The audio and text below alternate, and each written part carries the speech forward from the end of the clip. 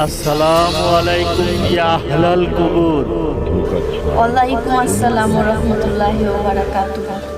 মান রাব্বুকা, তোমার রব কে? আল্লাহ।